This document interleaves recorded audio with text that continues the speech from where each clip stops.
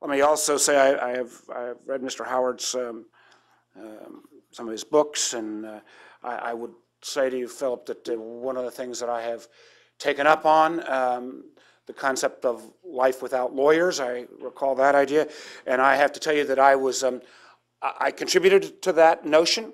I don't often acknowledge this, particularly with press in the room, but I'm very proud of the fact that I was, I think, the only member of my Harvard Law School class of 1980 that didn't get a job offer either place I clerked as a summer associate. So, you know, I am very much of the belief that we can do with a few less lawyers.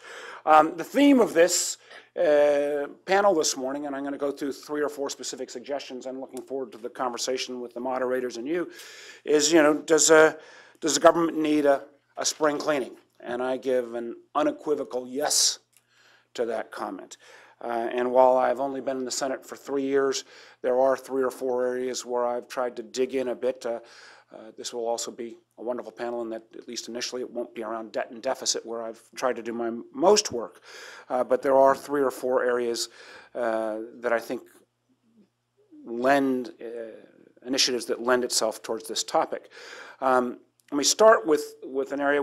I'm on the Budget Committee, and I think perhaps because Senator Conrad and then Ranking Member Gregg was afraid that idle hands can cause danger, and having been a CEO in business and a CEO as governor, to be down as the new guy at the very end of the panel, they thought I might get in trouble if I was left on my own, so they created a small working group that I got to chair on, looking at how we could make the federal government more efficient and effective, and improving government performance.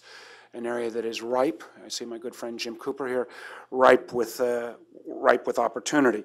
And we all know there's enormous duplication inside the federal government. GAO has pointed out there's 82 teacher quality programs in 10 different agencies. There's 56 different financial literacy programs across 20 different agencies. I recall as governor trying to rationalize workforce training, could never understand why I couldn't do it at the state level. Most of that was because the federal government has spliced up those dollars into all kinds of tiny different funding streams. Another area, workforce training, that desperately calls out for rationalization. So as a new guy, and Jim, you will appreciate this, I thought, well, what we ought to try to do then is consolidate programs. So in my first year in Congress, I thought, well, let's just go after the lowest hanging fruit.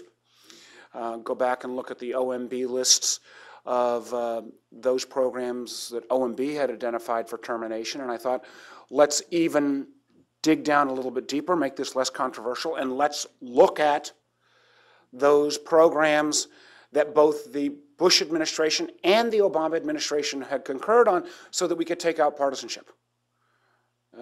That accounted for, I believe it was 18 programs, a little over $1 billion a year. I mean, doesn't get rid of a $15 trillion debt, but $1 billion here, $1 billion there. You're talking about real money. And I thought that should be the easiest to do. This is called New Guy Meets Washington. When I found that we could get that kind of an issue through one of those less than substantial amendments to the budget agreement, but never ended up being enacted. So the notion of how you start with program elimination, while not directly at the law issue, is something that we need more work on. So from that, we went to an area saying, well, as you look at these plethora of programs and duplication, how can you attack it perhaps another way? Maybe you can attack it through management and oversight. So I was proud to write and then pass what I still hope could be the most important little bill that none of you have ever heard of, although this may be a geeky enough group that actually has heard of it, the Government Performance Results and Modernization Act, the GIPRA bill, that we were able to get through, that while it had a series of ideas around reporting, really had 2 important themes I think that play into this topic. One was, it said every government agency and department, if you're going to run it in a rational way, can't continue to have 20, 30, 40 top agenda items. If you have that many goals from any management standpoint, that means you have no goals. So the two most important components of the GIPRA bill that we're still waiting to see the administration fully administer was, one, a requirement that every government agency and department had to have no more than 3 to 5 goals. They had to be measured on a quarterly basis. They had to be reported in a transparent way. And then the part that the administration actually, not I'm saying this particular administration, but I think any administration would have resisted, but we did get through, and I think will be terribly important in some of the efforts that you'll be talking about later today, which was for each government agency to identify not only its top 3 to 5 most successful programs, but also to identify 3 to 5 of its least successful programs.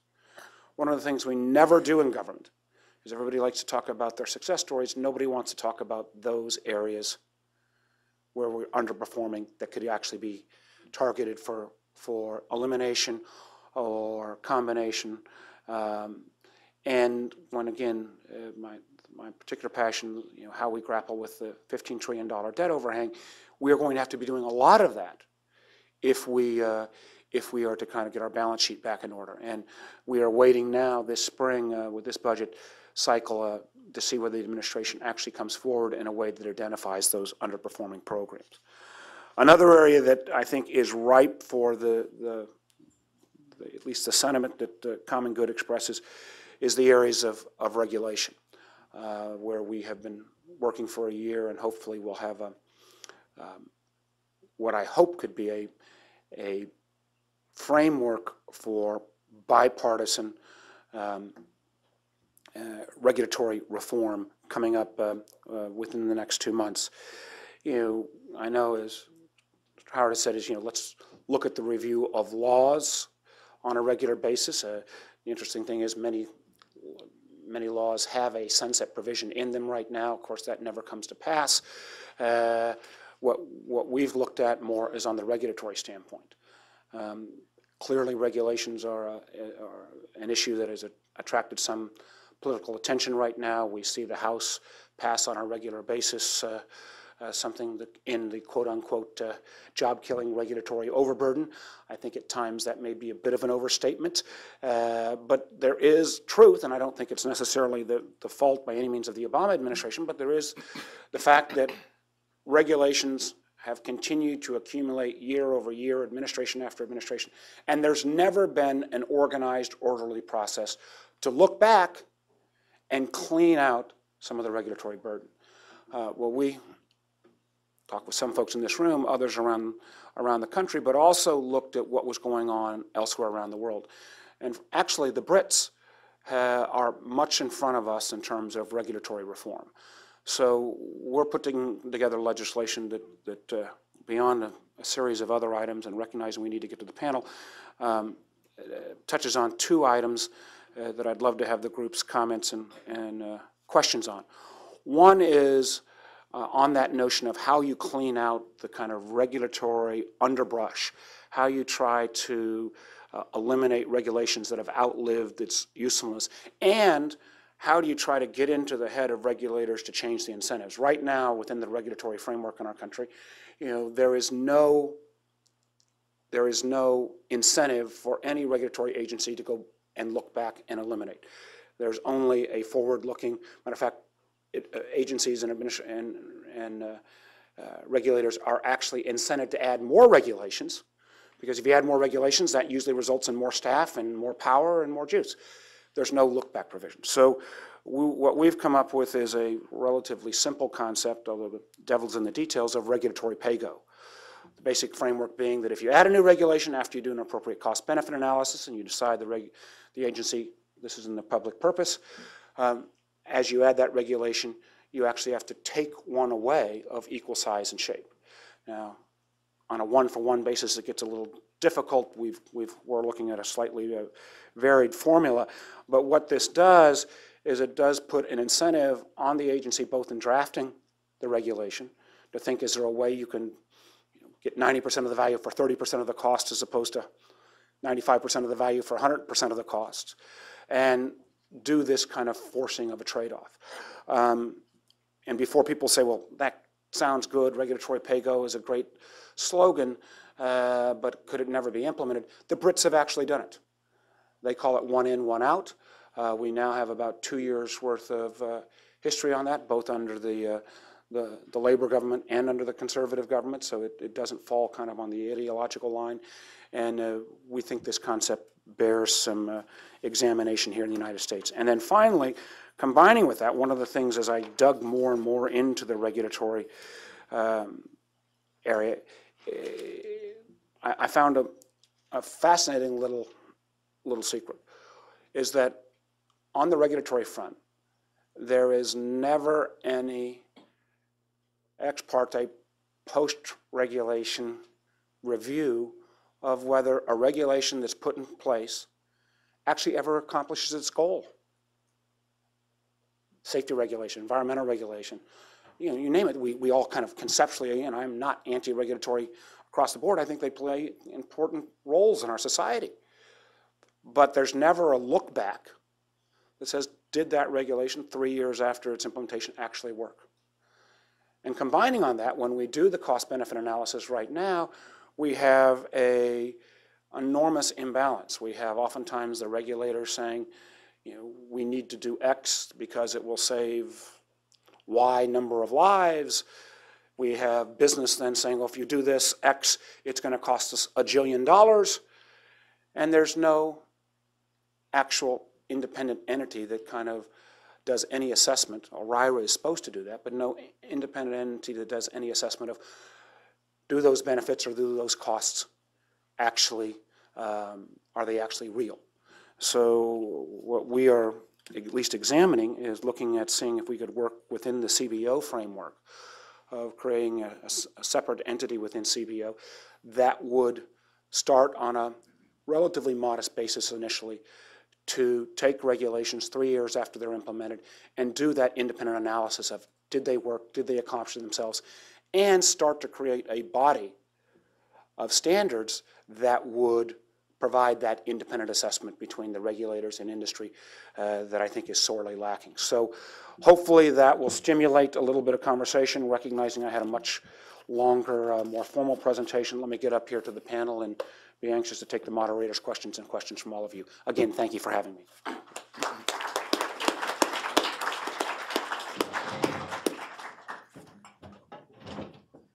Thank you, Senator, and thank you for your work on these issues. I'm going to take you back to a point you made about the Brits and interesting hearing you had with the task force back in the fall.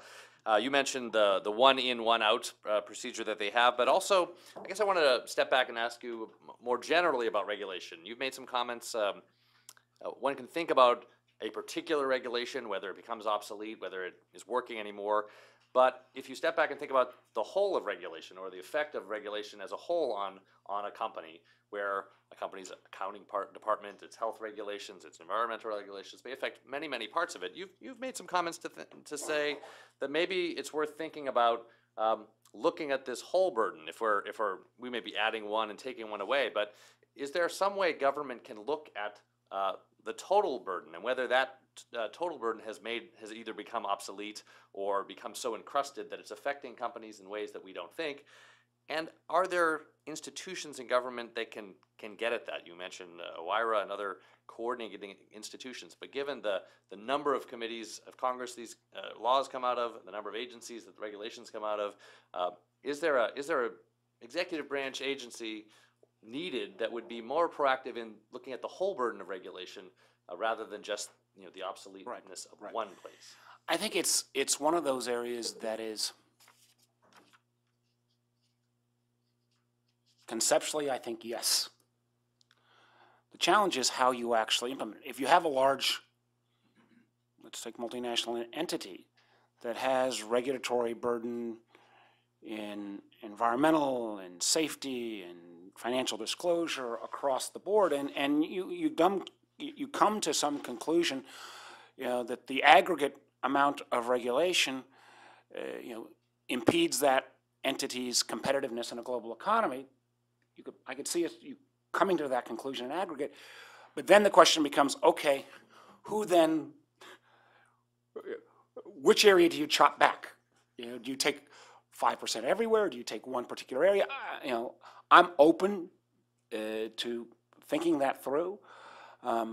I get concerned with some of the kind of meat axe approach that some of the the groups who are anti-regulation on all fronts. I get concerned. I understand the concepts behind the REINS Act. I think that adds simply more timeline. I don't think the moratoriums necessarily are the right way. So I'm intrigued with the notion. I don't know how you would, if you found the burden, how you could actually, in a rational way, cut back.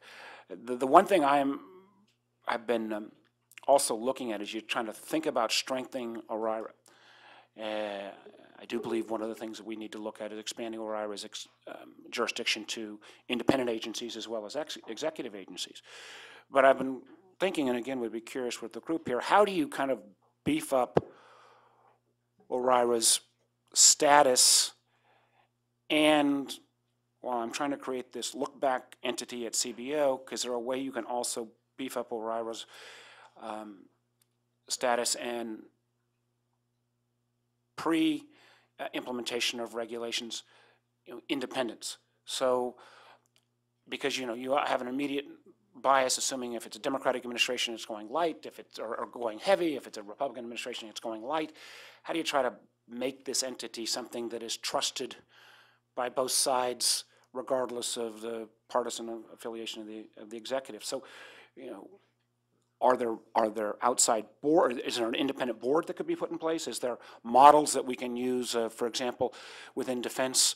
Over the years, Democrat or Republican, the Defense Advisory Board has earned some credibility where you put respected folks from both sides, and it continues to be somewhat of a checkpoint for the defense industry. Perhaps we could create, in effect, a regulatory advisory board that would have both advocates, business, and consumer, environmental, other activists on it as academics, but some way to kind of beef that up. It doesn't completely get to the issue of the entity in aggregate, but it does. The more we can kind of beef up this and further validate the cost-benefit analysis done at this point, the better we, I think, move forward on this problem. Thank you, Senator. Excuse me, you've covered a lot of ground in a short time, and I'll just take two little angles. One, I think this Code of Federal Regulations is 160,000 pages or so. I looked it up. If the spring cleaning were done very well, regulations whose costs exceed their benefits were eliminated, duplicative regulations were consolidated, and all of the rules were written well, are we talking about cutting that by 10%? 90%? Where are we? And second, one of Common Good's complaints about the regulatory problem is that there's too much detailed rule book, 10 pages on how to sleep a factory floor or something like that, as opposed to giving regulators discretion to use their common sense to accomplish whatever the goals are. How do you feel about that? Well, let me try to take those in reverse order. I mean, I think this goes, as somebody who is involved in at least the first two titles of Dodd-Frank fairly heavily. You talk about kind of rules-based regulation versus principles-based regulation. Mm-hmm. And, again, we've seen the Brits go more on the principles side. We tend to go more on the rules side. I am very sympathetic to a movement that would be more principles-based, that would give regulator more guidelines than the 50 pages of specific regulations. It goes to the heart of our Mr. Howard's comments about the overall legal system. How we sort that through, I've not thought enough about. I'm not sure. I would hope in a simplification effort, and whether it's on laws or on regulations, particularly on regulations, that it would result in those 160,000 pages being less. Somehow, though, I don't, just respectfully, don't take a lot of time and effort thinking that page counting is the appropriate measurement tool. All bills are bad because they're thick number of pages. I would rather look at how we can simplify. and hopefully that will result in more clarity regardless of volume. You know, the other thing it might do is it might expose one of the things that, and while I'm very supportive of this house cleaning pay-go concept around regulations, I do think it's curious that when groups have tried to press business organizations in particular to come up with the worst regulations that are out there, the list that comes back, for example, from the chambers and others, is really pretty meager. So, you know, I'm surprised there's not a bigger, you know, here's not just our top 10, here's our top 500. And as you push business, what you normally find, at least what I find when businesses come in to complain about a prospective rule or regulation, I say, okay, I get you on that one, but what do you got already on the books that you don't really like?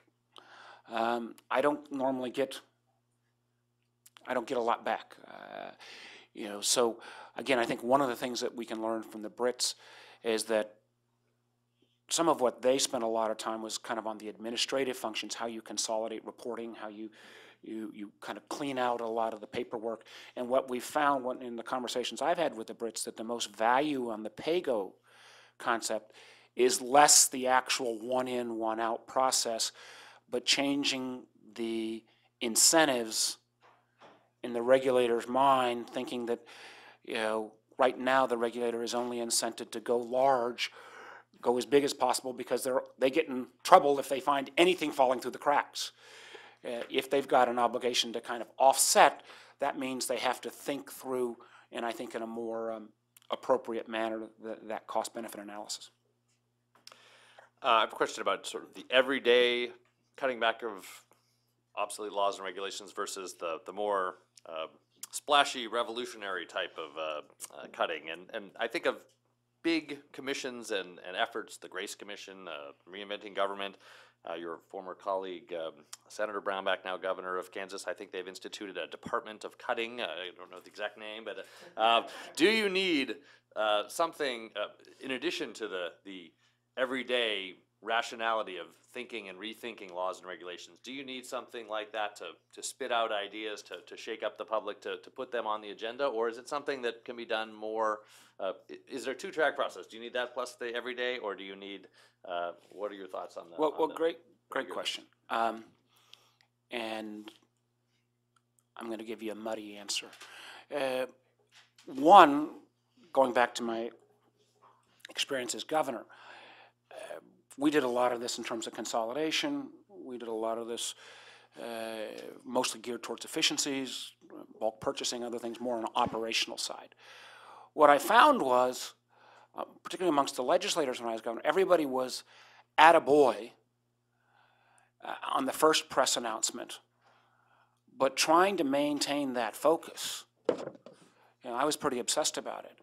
But the legislators who are my biggest allies, the press who was interested in this, you know, they lost interest pretty quickly, because this is nitty-gritty stuff: consolidation of regulations, rules, program consolidation, you know, bringing in appropriate management techniques in terms of things like just bulk purchasing. So I do think it requires, you know, CEO or senior in any administration kind of relentless focus. More important than kind of whether you do it one-off or a big commission waste, number one. Number two, because we have done so little of this in any major way, just let me stay on the regulatory front in this country, and there's virtually no history of regulatory consolidation or regulatory elimination, I would want to start it. I like my, self-servingly, like my approach of setting up this independent entity at CBO to start a process of looking at regulations, see if they've actually worked, start it on a gradual process, build up expertise, and I like this notion of a 3-year house cleaning, which would be a bridge towards that CBO process. And again, you may not get it all done, but it would at least eliminate some regulations and give us, again, a starting baseline. And what that ratio is, whether it's, you know, for every regulation you add, you got to eliminate 50% of the cost or 35% of the cost. I think that's a relative. I don't think you can get one for one, especially if you're looking at $100 million as your basic cut line. I do think, you know, as I kind of try to get my arms around the federal government, looking at it from the outside. You know, I applaud what the president has done in terms of, you know, putting in a chief procurement officer, a chief technology officer, a CIO, thinking about the enterprise as an enterprise. I do worry that in an OMB structure, the B is always going to overcome the M, because you're forced on an annual basis to do the budget, and the management tendencies to always to fall back. One of the areas that I'm hoping to work with, I think we're going to have bipartisan support, is giving the president the reorg authority that he's asked for. But if you look about reorganization, if you look about performance, if you look with the way we will be forced over the coming years to pare back government spending due to the debt and deficit, this area, and if you then look at some of the suggestions I'm making around regulatory consolidation in ORIRA, you know, there may be the need for a elevation, some way of performance measurement, metrics, transparency, regulatory consolidation, programmatic consolidation, and you know, I've been thinking about how you would elevate that within a federal structure. I think that might be a better way than simply another blue ribbon commission that puts a report that never gets acted upon. Just one more question from me. How do you reconcile your very interesting observation, if I got it right, that if the business group's lists of complaints about the burdens of existing regulation is underwhelming? That was my impression. How do you put that together with the premise of this whole affair, which is that we have a big problem here of unnecessary and overly burdensome regulations? Well, I think part of the twofold. One is, and it goes to the earlier question, I think a lot of businesses feel, and while they are most raising this issue right now, I think the burden comes from the cumulative rule process rather than the one-off, one particular rule, number one. Number two, I think there is a kind of a fear of the unexpected right now that healthcare environment and financial reform are going to create this enormous over-the-top burden that, and people feed into that. Whether it will or not, I think, is still an open subject. And three, I think once business accommodates its operational structure to meet the regulation, it kind of gets built in as an embedded cost, and they don't do a very good job of figuring out how if you actually take it out. So if we did, we might be able to save business and ease kind of the marginal costs that regulations affect without losing public benefit, if we were able to, again, put in place both this you know, housekeeping pay-go, one in, one out effect, number one. And two, I think it's fascinating to me, and I have to acknowledge that a year ago plus when I kind of started digging into this, I never realized that there has, and please correct me if I'm wrong, I've not had anybody tell me differently, that there is not any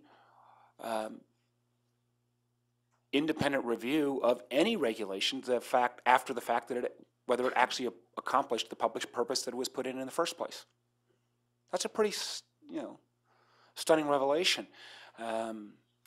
So I think there is an effect, and I guess the final point would be, if we find that, that the business proposition that this is wrong, that it's not creating this overly burdensome effect, well, on one hand, that would also be a big public benefit, because it would then say, okay, if this isn't really what's holding you back in terms of cost basis, or if this is not really what's holding you back in terms of global competitiveness, you know, we can get rid of what's basically then been used as a political stalking horse. And I don't think we know at this point. Why don't we open it up for some audience questions? I see a hand back there. I think there's a microphone coming, and if you could identify yourself. Senator David Winstead, I'm a friend of Stuart's. I want to commend you because I'm a bit of a student of governance in the metropolitan Washington area, and your leadership in this arena is phenomenal. I've been more on the Maryland side of my career. I headed up a state My agency. condolences. Well, that's my point. I had the pleasure of running a state agency, then a federal agency. But you really are extraordinary in taking leadership, because the metropolitan Washington area, as you know better than most, is dominated by government employees. And yet, I think, you know, so even harder, I've often said that it's very difficult for a member of Congress in the tri-state area to really stand up and deal with these matters. But to the point about Virginia and Maryland, and I happen to have spent a lot of time on the Maryland side, but if you took the case study of how Virginia's been managed over the last decade vis-a-vis Maryland, not just from the politic difference, it would be an extraordinary case study of really looking at regulations and business incentives versus over-regulations. And I would just comment that it might be worth common good looking at that as sort of a state-by-state comparison. You know, in the efforts towards continual regional reconciliation, I'm not going to take the bait on that wonderful question. I would say, though, that, you know,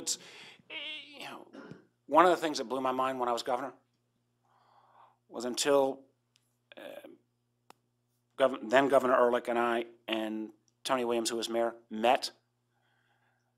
The proceeding, I think it had been 12 years before our first meeting in 2002 or 2003, where the governors of Maryland, Virginia, and the mayor of the district had actually even met together. You know, and that's crazy. We are, you know, we don't market ourselves. We are not viewed around the world or on any kind of even national competitiveness basis as three different jurisdictions. We're viewed as one. And I think we've made great progress. And I think, you know, frankly, Governor McDonnell and Maryland and D.C. have continued that trend. So I think it's healthy. I also just would say, I always loved on economic development projects, though, competing against D.C., Montgomery, and PG. Okay. We'll go back here on the aisle. Senator Richard Williams from Mercatus Center, George Mason University. You mentioned GIPRA and the fact that the agencies have to have 3 to 5 goals, and also that maybe we should be looking back to see which of our regulations haven't succeeded. Let me suggest another possibility, that perhaps as a GIPRA goal, or we ought to ask agencies, what does success look like? When have you actually achieved the goal that you set out? And if you haven't, how long is it going to take you to do it? Is that another possible way we could approach this problem, that we can finally start eliminating some programs that have succeeded? Yeah, great idea. One, I think it's a great idea. Two, I'd love to visit with you some more about how we put that in place.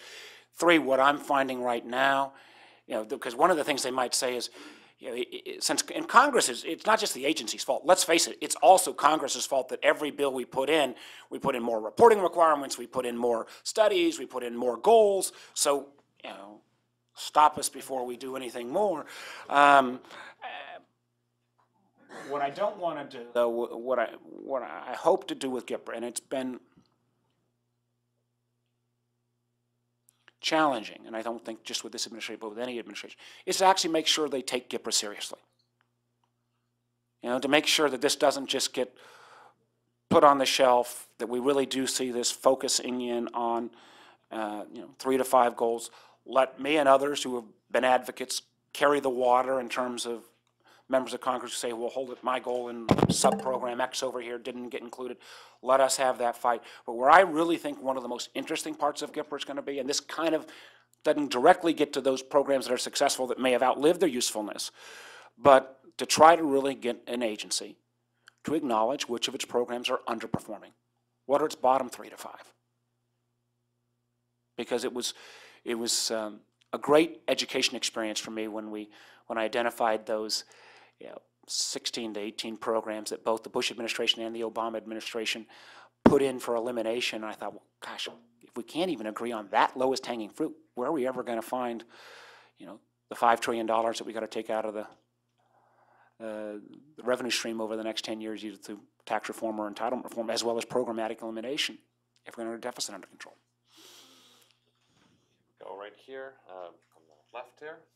Yes, Senator, the issue of sunset provisions, do you think they work?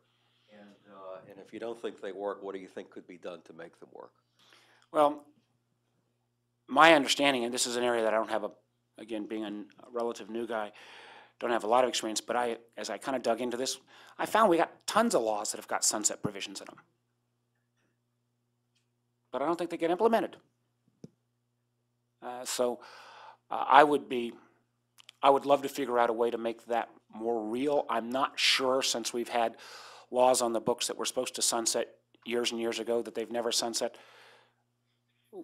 whether simply strengthening those existing provisions makes sense. I do think this notion of whether program analysis of narrowing focus, identifying lower performing programs, trying to start down the path upon a more appropriate regulatory framework. Because one of the challenges I think the administration has got right now, I think the administration on regulations has done some fairly impressive things in terms of retrospective look back. I think they have found kind of one-offs. I think they get virtually no credit for what they're doing around regulations, and it's going to be hard for this administration to kind of sell that story because of the at least the general view. That's why I think if we could actually come forward with some bipartisan legislation that would put a new kind of regulatory reform framework in place, that would inure to this administration and future administrations' benefit. So I'm focused on the regulatory side.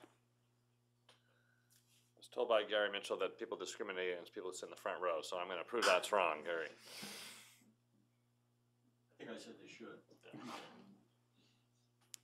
Thanks very much, Senator. I'm Garrett Mitchell, and I write the Mitchell Report. And one of the things that this conversation has triggered for me is that the focus of what we're talking about here is all sort of rear view. It's let's clean up those 160,000 pages, et cetera. It seems to me that if there's anything we know, it's that there is a perhaps biological instinct in this town to do things like this day in, day out, day in, day out. So let's assume that you got some traction on going back and weeding out the vestigial stuff or stuff that sometimes is just punitive, et cetera. You've still got a machine that's churning out rules-based as opposed to principles-based, or however we describe it. Just as an aside, I would say that when in a former life, when I became president of a company and was visiting with a president of a fellow company, he said to me, being the CEO of, happened to be an advertising agency that was part of a global firm, and he said to me, being the president of an advertising agency is a lot like playing tennis with a ball machine. And he said it's important to turn it off when you go to lunch and when you go home. And so my question is, we got a ball machine here that's spitting this stuff out faster than we can keep up with it. So to what extent and in what ways can we get in front of that process and say, don't know how much success we're going to have back here, but we need to change the paradigm, if you will. We need to think in terms of models like, for example, at Procter & Gamble, where there is a 3-page rule for an annual brand plan, which is, some would say is unthinkable. So anyway, you get my point. Let me try to address it in 4 or 5 kind of thoughts around this. One is, again, on the kind of spitting out thing, I think there are things we can learn from the Stimulus or Recovery Act. I think around greater transparency, we've got another bill I'm doing with Darrell Issa on financial systems, the so-called data bill. Greater transparency, even there's a lot of volume coming out, if we can make that more transparent to advocates and public and so forth, that helps. Still doesn't stop the machine, but it helps. One of the concerns I have with the REINS approach and or others is that to Mr. Howard's comments about lawyers, I think that simply adds more uncertainty. It might make lawyers and lobbyists a lot richer, but I don't think it really, it simply adds more time before the regulations get put in place. As I've got deeper into this, and again, back to your shutting off the machine, because we don't really have great data, because we've got regulators over here saying, here's how much X public good there's going to be with no real analysis, and business over here saying, here's the gajillions of cost with no real independent analysis. I've not, and I'd welcome from this group how we kind of rationally get in front of the machine. So the way I've been trying to, in effect, back into this is if you change the incentives at the agency, that is, they think about what they're putting out going forward, there is in effect a cost to them of finding something they eliminate. And we put that elimination list that you don't try to, you know, they have to put their existing regulations in somewhat of a descending order of importance so they don't play off, we're going to, you know, get rid of a clean air over here and we're going to put dirty water instead. You have to take from the bottom up. That trade-off, again, using the Brits example, starts to put a governor on the machine. You know, kind of more, it may be hard to measure, but it'll be kind of internal incentive changing. And then I think the notion of creating this, you know, CBO, if there's a better place to house it, so be it, that would have a look back, that did an independent analysis that really said, did it work and what were the real cost benefits, would again create some, again, governor on the agency continuing to spit out, spit out, spit out, because they thought, oh my gosh, if we get looked back and we get embarrassed that this regulation didn't actually accomplish its goal, maybe we ought to, you know, slow down and not rush to judgment quite as quickly. They are imperfect tools. I'll be the first to grant that. But I have been, you know, astonished as I've gotten into this area, the lack of kind of real solid analysis. But, you know, you raise a very valid point. Second row. I can take a couple more minutes, I know. Oh, sorry. I think you meant her, and then I'll go after her. She's Hi. I hear two things coming from both of you gentlemen, Senator Warner. Number one is you're trying to minimize government and make it more efficient. Mr. Taylor, what I hear from you is that you're saying we need common sense. And that's a good idea if we were speaking of our grandparents, okay? But common sense is not so common anymore. So when a physician wants to use common sense with a patient who no longer is governed by quote unquote government rules, that patient now is at great risk. If you take away the patient's right to sue the physician, then that patient who happens to be in this country a human being, equally standing with that physician, has no rights.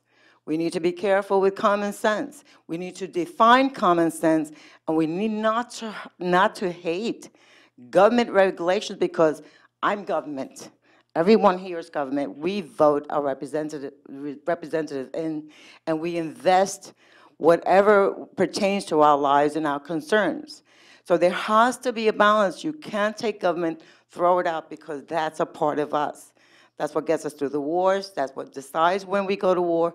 And that's what protects our consumers and our businesses from falling apart. So it's not a dirty word. I'd like to hear a little bit more about government versus working for people versus throwing it out. Is it possible that you can see it as working for all of us, business and regular people, instead of throwing it out? Well, yeah, I don't know if you want to, I'll just.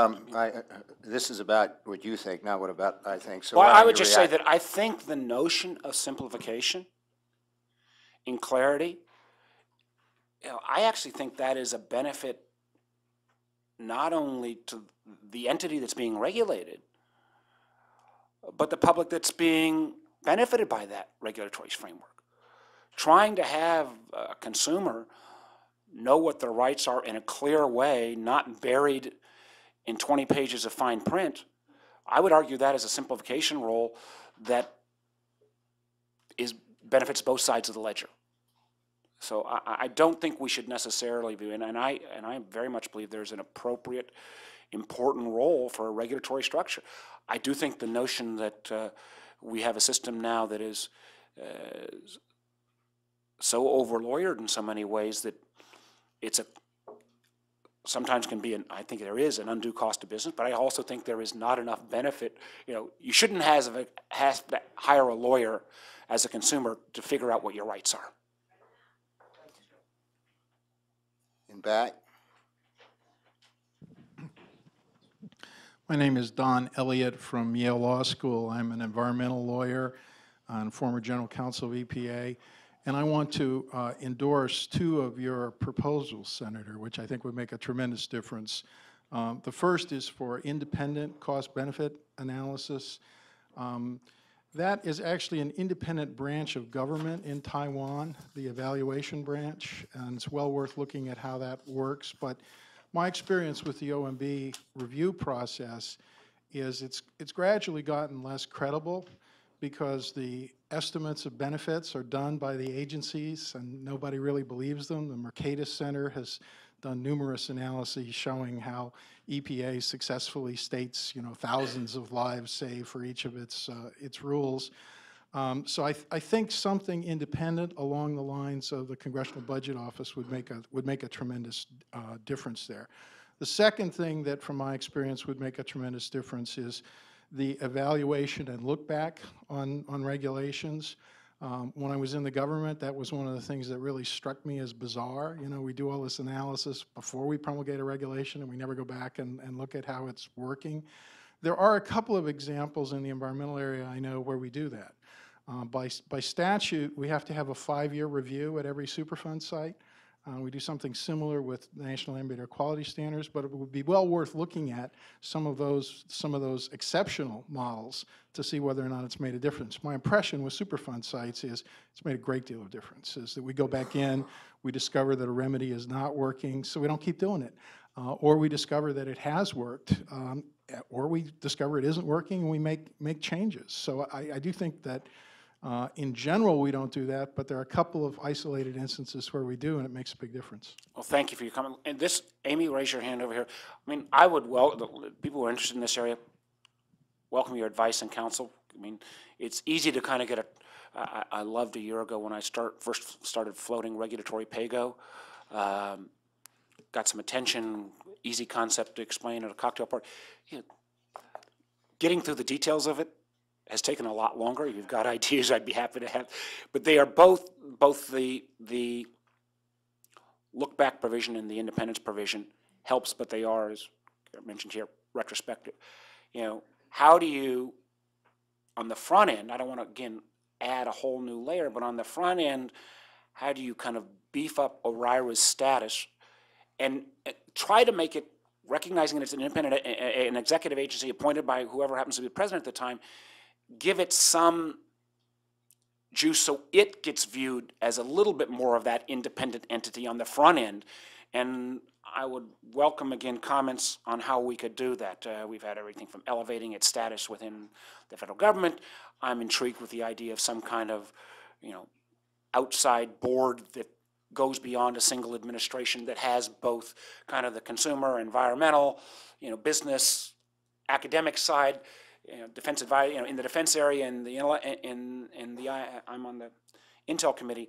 On the Intel side and defense side, there are a series of boards that have cachet that I think have some effect. There might be some model here. I'd welcome your help. I don't know if I'll take one last, then I'll get that off. We were gonna thank you for. You're gonna take, okay. For coming. Thank you, Senator Warner. We appreciate your. Let me thank all of you, and just with the final closing comment is that this is I think a terribly important area, and I appreciate the fact of your focus on it. It is long overdue. I think if getting this right, both will help business in terms of global competitiveness, but I also think it can do the right thing for consumers. I think it can do the right thing for people, Americans, making sure that our government is there to, you know, set appropriate rules of the road. And as the challenge is in the details of a lot of this and getting it right, and I would welcome your advice and counsel on that. Thank you very much, gentlemen.